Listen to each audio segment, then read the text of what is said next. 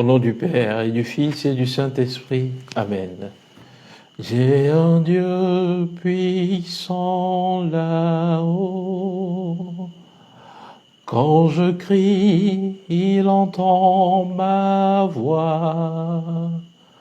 J'ai un Dieu puissant là-haut.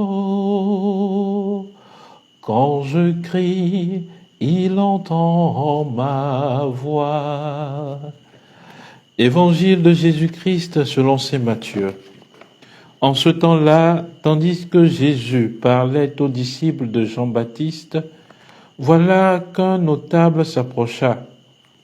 Il se prosternait devant lui en disant : « Ma fille est morte à l'instant, mais viens lui imposer la main et elle vivra. » Jésus se leva et le suivit ainsi que ses disciples. Et voici qu'une femme souffrant d'hémorragie depuis 12 ans s'approcha par derrière et toucha la frange de son vêtement, car elle se disait en elle-même : « Si je parviens seulement à toucher son vêtement, je serai sauvée. » Jésus se retourna et, la voyant, lui dit : « Confiance, ma fille, ta foi t'a sauvée. » Et à l'heure même, la femme fut sauvée. Jésus, arrivé à la maison du notable, vit les joueurs de flûte et la foule qui s'agitait bruyamment. Il dit alors : « Retirez-vous, la jeune fille n'est pas morte, elle dort. » Mais on se moquait de lui. Quand la foule fut mise dehors, il entra, lui saisit la main, et la jeune fille se leva. Et la nouvelle se répandit dans la région. Acclamons la parole de Dieu. Louange à toi, Seigneur Jésus. Bien-aimés de Dieu, en ce lundi 10 juillet, lundi de la 14e semaine du temps ordinaire, nous poursuivons la méditation de l'évangile de Jésus-Christ selon saint Matthieu. Nous en sommes au chapitre 9. Et à travers cette méditation, 2 mots saisissent mon attention : confiance et foule.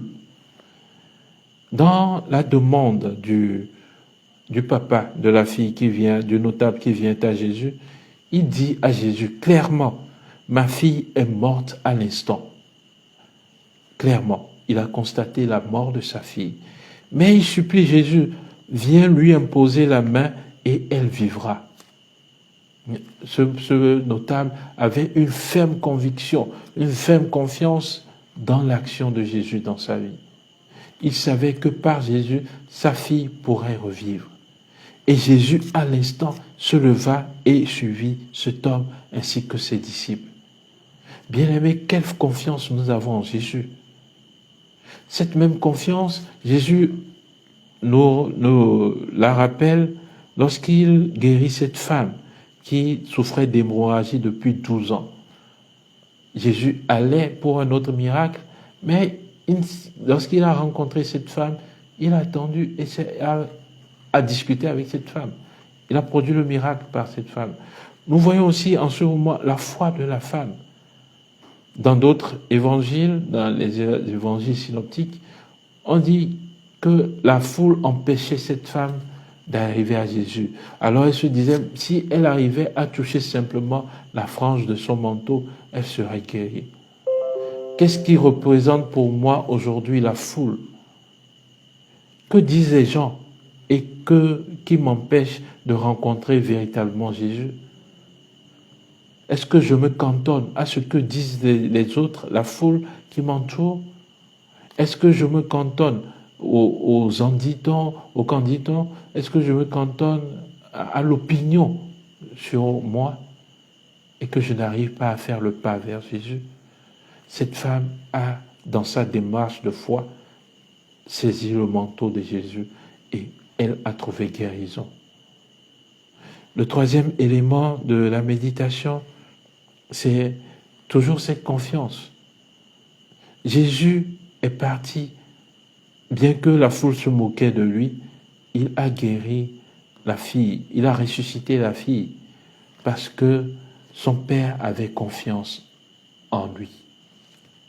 Son père ne voyait pas la fille comme elle était déjà morte. Et c'est ce que Jésus disait, la fille dort, elle dort. Jésus n'a pas dit, elle est morte, je vais la réveiller. Non, elle dort. Comment, en tant que chrétien, j'appréhende les problèmes qui me font face? Il y a une maxime qui dit, il est mieux de montrer à nos problèmes la grandeur de Dieu que de montrer à Dieu la grandeur de nos problèmes. Comment est-ce que j'appréhende les problèmes auxquels je fais face? Est-ce que je leur dis que, vous êtes grands, mes problèmes, ou est-ce que je leur montre la grandeur de Dieu? Jésus n'a pas vu cette fille comme une morte, mais il a vu, il dit, elle dort. Que cet évangile nous montre le langage chrétien, le langage de Dieu, le langage que nous devons avoir face à nos problèmes, nos soucis, et que cet évangile nous donne d'avoir une ferme conviction dans notre Seigneur que nous adorons. Que Dieu Tout-Puissant vous bénisse, qu'il vous accorde une excellente semaine de prière et de travail, qu'il ravive en vous la foi, malgré les oppressions, malgré les difficultés de cette vie. Qu'il vous bénisse, lui qui est Père et Fils et Esprit Saint. Amen. Excellente semaine de prière et de travail, que la paix de Dieu demeure avec vous.